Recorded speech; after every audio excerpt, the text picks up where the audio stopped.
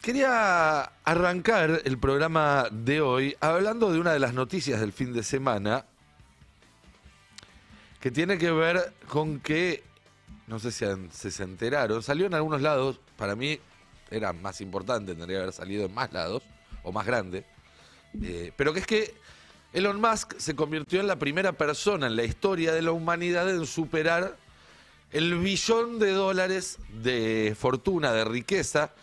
Decimos billón en castellano, trillón en inglés, por eso van a ver algunos títulos que hablan de Elon Musk trillonario, y acá le decimos billonario, pero es una buena excusa para volver a pensar de qué se trata tener tanta plata, ¿no? Porque yo lo he dicho muchas veces y lo voy a repetir todas las veces que haga falta, no estamos preparados. Nuestro cerebro no está preparado para entender la diferencia entre 1.000.000, 100.000.000, 1.000.000.000, 10.000.000.000, 500.000.000.000.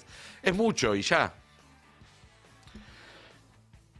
Varias veces acá usé el ejemplo de los segundos, ¿no? Que ahí se entiende un poco mejor. Un millón de segundos son 11 días. 1.000.000.000 de segundos son 30 años, más de 30 años. Y 1 billón de segundos son 30.000 años. Pero hay otra forma también que encontré últimamente de entender de qué hablamos cuando hablamos de una persona que tiene 1 millón de millones de dólares y qué implica eso para todos. Aprovechemos el Mundial, estamos todos hablando del Mundial, pensando en el Mundial, viendo partidos, llenando el PRODE, y pensemos en Messi. Si uno piensa en alguien que tiene mucha plata, piensa en Messi, ¿no es cierto? Es como algo bastante obvio. Es uno de los deportistas más exitosos de todos los tiempos. Lleva más de 2 décadas como profesional, siempre con contratos millonarios en euros o en dólares. Durante casi todo ese tiempo, durante buena parte de las últimas 2 décadas, fue sin ninguna discusión la máxima estrella del deporte más popular de la Tierra. Uno de los jugadores de fútbol mejor pagados. Las marcas más poderosas, más masivas y más lujosas del planeta pujan por tenerlo como rostro en sus publicidades y demás. Digo, nadie duda que Messi tiene todo lo que quiere en términos materiales y que si quisiera algo que no tiene, lo puede comprar sin ningún problema. Lo monetario nunca va a ser un problema para Messi si quiere otro yate, otro avión privado, otra mansión o lo que se le ocurra. Es decir, tiene realmente mucha plata. De acuerdo a la revista Forbes, que se encarga de cuantificar estas fortunas, Messi tiene apenas, entre comillas, algo más de 1.000.000.000 de dólares. Es decir, apenas cruza la línea que define a los supermillonarios. Y aún así, nos cuesta pensar en alguien que tenga más guita que Messi. Nos cuesta pensar en cuánto le cambiaría a Messi tener todavía más guita. ¿Tener cuánto? 100 millones más, 500 millones más, 1.000 millones más. Su vida sería más o menos la misma, la de sus hijos sería más o menos la misma, la de sus nietos sería más o menos la misma, porque a ninguno de ellos le va a faltar nada, por el contrario. Imagínate que Messi además hace buenas inversiones y esa fortuna se triplica. 3.000 millones. 3.000 millones de dólares. Es un poco menos de lo que tiene actualmente, según esta misma lista, Michael Jordan, el deportista que más guita hizo en la historia. Ningún deportista usó tanta guita como Michael Jordan a lo largo de su historia. Su nombre es una marca en sí mismo. Lleva casi medio siglo como el número 1 en lo suyo. Y tiene apenas más de 3.500 millones de dólares. Bueno, Elon Musk se convirtió el viernes pasado en la primera persona, en el primer ser humano, en superar una fortuna de $1 billón. 1.000.000 de millones de dólares. Es el primer trillionaire en inglés, billonario en castellano, de la historia del planeta. Nunca antes hubo alguien con tanta plata junta. Es más, si vos juntás al segundo más rico, el tercero más rico y el cuarto más rico, no llegan a empatar lo que tiene Elon Musk, que además durante el año pasado, el primer año del segundo mandato de Trump, duplicó prácticamente su fortuna. Entonces, para resumir, un Elon Musk, 1000 Messis. Tenés que juntar 1000 veces la cantidad de guita que tiene Leo Messi, que insisto, es una cantidad de guita que a nosotros no se nos ocurriría jamás cómo gastar. 1000 Lionel Messis para hacer un Elon Musk. Digo, para que entendamos ya de qué se trata esto. De acuerdo a un análisis de Oxfam, que es una ONG que se dedica a estudiar la desigualdad extrema, Musk concentra por sí mismo, él, una sola persona, más plata, más riqueza, que el 46% más pobre de la humanidad, que la mitad del planeta prácticamente. 3.800 millones de personas que si suman todo lo que tienen no alcanzan a lo que junta solamente una, Elon Musk. Hace un año hacían falta 5, las 5 fortunas más grandes del mundo para sumar lo mismo que la mitad más pobre de la humanidad. Lo sé porque uno de los capítulos de Estado de Malestar, muy actual, dicho sea de paso, el cuarto, que habla justamente sobre la historia de la desigualdad y se llama Estúpidamente Ricos, empieza con esa comparación. En 2025, a comienzos de 2025, hacían falta las 5 fortunas más grandes del planeta para sumar lo mismo que la mitad más pobre que la humanidad, de la humanidad. En 2021, 4 años antes, hacían falta 10, las 10 fortunas más grandes del planeta para sumar lo mismo que la mitad más pobre de la humanidad.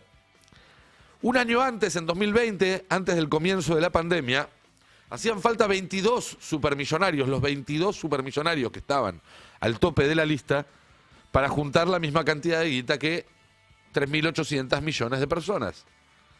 En 2013, para juntar la misma riqueza que medio planeta, había que sumar la fortuna de los 85 tipos más ricos.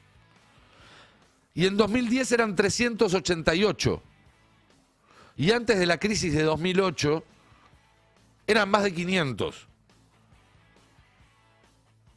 Y hoy es uno solo.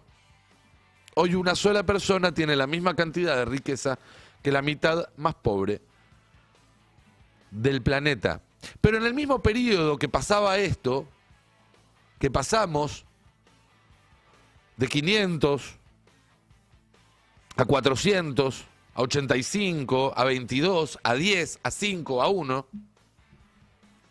es decir, en el mismo proceso en el cual la concentración de dinero alcanzó niveles que nunca antes habíamos conocido, la mayor parte de los países del mundo pasó por procesos de ajuste, austeridad, racionalidad, que hicieron que hoy la población de buena parte del mundo viva peor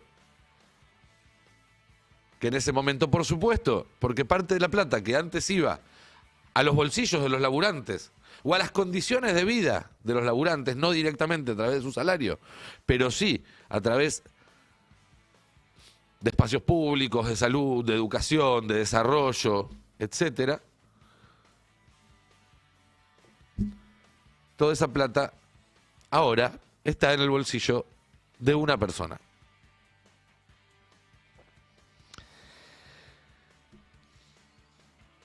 Si un mono tuviera 1 billón de bananas, mientras el resto de los monos de la selva la pasa cada vez peor y pasa hambre, la situación se resolvería muy rápido. Muy rápido. Por eso, aquello que llaman racionalidad resulta a todas luces cada vez más irracional. ¿Cómo va a ser racional un sistema en el cual un tipo se lleva todo y 8.000 millones nos tenemos que contestar con las sobras? Hay en Estados Unidos un tipo que se llama Bob Lord, Robert Bob Lord, que durante 40 años fue un abogado corporativo que se dedicó a hacer que los ricos no paguen impuestos. Un abogado especializado en cuestiones tributarias que laburaba para grandes corporaciones y para grandes millonarios, haciendo que los ricos no paguen impuestos. Y que desde hace 15, más o menos después de la crisis de 2008, empezó a dedicarse a hacer un mea culpa, a decir que había estado mal y a decir que el sistema así no funciona, no puede funcionar. Y escribió hace poco en una nota que dice por qué nadie tendría que tener $1 billón, un fragmento donde dice: nadie, en ningún lugar ni en ninguna época, ha gastado tanto para influir en los resultados electorales como Musk, la persona más rica de la historia, que desembolsó casi $300 millones en 2024 para ayudar a que Trump y otros candidatos republicanos fueran elegidos. Abro un paréntesis. Elon Musk gastó en un año electoral en Estados Unidos 1/3 de la fortuna de Lionel Messi para que Trump y otros candidatos republicanos sean elegidos. Y eso sin contar el valor de utilizar su plataforma para apoyar a Trump, un expresidente 2 veces sometido a juicio político y con antecedentes penales, que prometió abiertamente enriquecer aún más a los ricos y cumplió su promesa. Y continúa Bob Lord. Musk gastó el 0,1% de su fortuna en el proceso. El 0,1% de su fortuna en el proceso. Esto es, para que se hagan una idea, si tuvieran 10 lucas en el banco, es como si gastaran 100 pesos. No, 100 pesos es del 1%, el 0,1% es 10 pesos. Es como, para Elon Musk, meter 300 palos en una elección en Estados Unidos le significa a su fortuna el mismo gasto que si alguien que tiene 10 lucas en el banco va y saca 10 pesos. ¿Qué compras con 10 pesos? ¿Un chicle? No, ni siquiera, ¿no? Bueno.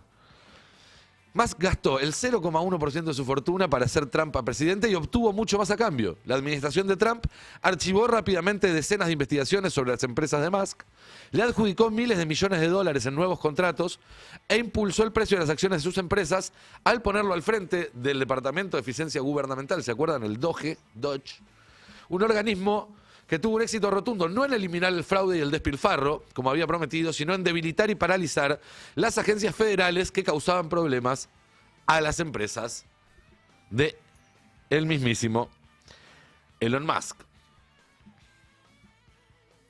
Y esta es la punta de la pirámide. En marzo de este año, un análisis del New York Times reveló que 300 familias supermillonarias en Estados Unidos aportaron en conjunto más de 3.000 millones de dólares en las elecciones de 2024. Casi 1 de cada 5 dólares que ingresaron en la campaña presidencial de Estados Unidos venía de supermillonarios. En 2008, cuando ganó Obama por primera vez, no estoy hablando de hace 100 años, no estoy hablando de Kennedy, no estoy hablando de Roosevelt, no, de cuando ganó Obama por primera vez en 2008, ese porcentaje era del 0,3%. Es decir, en menos de 20 años pasó del 0,3 al 20%. Y se están aprobando permanentemente leyes, normas y fallos judiciales que hacen subir este porcentaje. Acá en la Argentina también, parte de la reforma electoral que quiere aprobar el gobierno este año, quita todavía más límites a la capacidad de las grandes fortunas de influir en las elecciones. Porque lo cierto es que si bien siempre hubo gente con mucha plata, y el capitalismo siempre fue un sistema injusto, ahora hay muchos más, tienen mucho más, y además hay menos límites sobre lo que pueden hacer. Y obviamente esta gente, con Elon Musk a la cabeza, no se limitan a influir solo en la política norteamericana. De hecho, Elon Musk ni siquiera es norteamericano. Su fortuna, la infraestructura que montaron sus empresas, tanto como sus ambiciones, tienen alcance planetario, o incluso uno podría decir interplanetario, en el caso de Elon Musk, un tipo que fabrica cohetes para ir al espacio. El Financial Times, por ejemplo, el viernes publicó una columna sobre cómo está interviniendo en la agenda pública de Inglaterra para beneficiar a la ultraderecha, generando conflictos raciales. Y el título de esa nota deja poco lugar a la imaginación. Elon Musk es un villano de Bond en la vida real.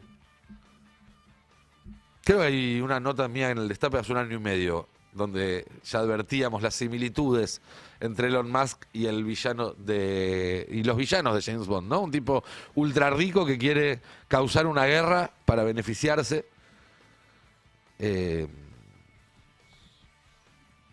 Hay una frase que usaba Milley en una época que estaba literalmente sacada de un diálogo de un villano de James Bond, que decía: la diferencia entre la locura y la genialidad es el éxito.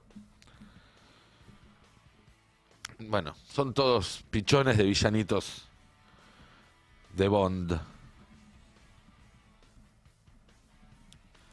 Mientras tanto, Donald Trump, hablando de villanos de Bond, volvió a anunciar que es inminente la firma de un acuerdo con Irán para poner fin a la guerra en Medio Oriente. El acuerdo con la República Islámica de Irán está ahora completo. Felicitaciones a todos. Presidente Donald J. Trump, esto lo publicó durante el fin de semana. El acuerdo, a partir de ahora, yo autorizo una apertura sin condiciones del estrecho de Hormuz y remover el bloqueo naval de los Estados Unidos. Naves del mundo pongan en marcha sus motores, dejen que el petróleo fluya. Los iraníes dicen que hay charlas, reconocen que hay charlas avanzadas, pero también se niegan todavía a ponerle una fecha y una hora a la firma. Se habla de que podría ser este viernes en Suiza, pero no se conoce todavía el texto. Desde sus cuentas en redes sociales lo siguen volaseando un poco a Trump, ¿no? Irán pone en su cuenta en la Embajada de Turquía: sí, el reloj está corriendo para nosotros, hay que moverse rápido y prepararnos para nuestro primer partido en la Copa del Mundo. Pero no te preocupes, antes y después de los partidos también vamos a encargarnos de vos y del payaso inútil de Netanyahu, dice la Embajada de Irán. Tranqui. Netanyahu, dicho sea de paso, que rechaza el acuerdo, no solo Netanyahu, Israel en general rechaza también el acuerdo, que incluía no agresión en el Líbano. Israel no se considera vinculado por la cláusula. Y por otro lado, los medios iraníes están diciendo que las condiciones de Irán para firmar este acuerdo siguen siendo las mismas de siempre, incluyendo 300.000 millones de dólares entre lo que sería la reparación por los daños causados por los ataques de Estados Unidos y desbloquear además fondos iraníes que están bloqueados por sanciones internacionales desde hace muchos años. Esto, digamos, tiene dos finales posibles: o es otro fiasco y no se firma nada y vuelven a tirarse cosas y a estirarse la resolución de todo esto, o Estados Unidos va a terminar firmando una derrota catastrófica, porque la verdad es que si acepta pagarle reparaciones a Irán, que Irán se haga cargo del estrecho de Hormuz, retirarse o disminuir su presencia militar en Medio Oriente, que era otra de las condiciones que ponía Irán, etcétera, estamos hablando de una derrota muy, muy importante, más allá de que van a tratar de dejarle la salida a Trump para que lo venda como otra cosa. Obviamente, eso pasa siempre en estas negociaciones.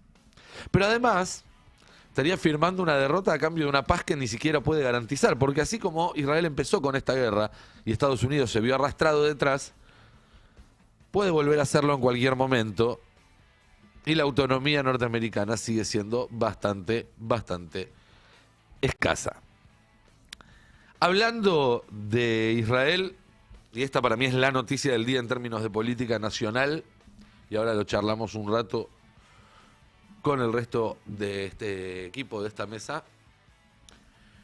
Tuvo Martín Menem de viaje por Israel, visitó el Knesset, que es el parlamento israelí, él como presidente del parlamento la Cámara de Diputados argentino, como un par, digamos, fue que es que hizo este viaje. Fue recibido por el embajador, fue recibido por autoridades israelíes. Yo pregunté, ¿qué fue a hacer? ¿Fue a hacer alguna gestión para este gobierno, a firmar algún acuerdo? No, me dijeron. ¿No? ¿Y qué fue a hacer entonces? Y me contestaron, está haciendo el curso acelerado de candidato. ¿Cómo es eso? Digo yo. Mira, viste que Martín y Lule Menem hace rato vienen preparándose para ser candidatos en el 2031 para suceder a Milei. Esto lo contamos acá muchísimas veces. Que la plata de Andís, que la plata de PAMI, que la plata de ANSES, todo eso está yendo a financiar una campaña gobernador en el 27 y una campaña presidente en el 31. Eso era el plan si Milei quería ser candidato a la reelección, por supuesto. Martín Menem no iba a oponerse. Ahora dicen, si Milei no juega, así como Bullrich quiere jugar, Martín Menem cree que también puede representar una parte de este proceso e ir una interna contra Bullrich. ¿En el 27? Pregunté. En el 27 me contestaron. ¿Karina sabe de esto? Pregunté. Me contestaron. Con lo cual, la noticia, me parece, del día en términos de política nacional es que se le siguen sumando candidatos al 27, pero no en la oposición, que sería lo lógico con un gobierno tan desgastado como este. La oposición sigue habiendo un solo candidato por ahora que tenga, digamos, magnitud su candidatura, que es Axel Kicillof. Ojalá aparezcan más, ¿eh? Cuantos más haya con condiciones de competir, pero por ahora hay uno solo. Ahora, en el oficialismo, está Milei, está Pato, ya abiertamente,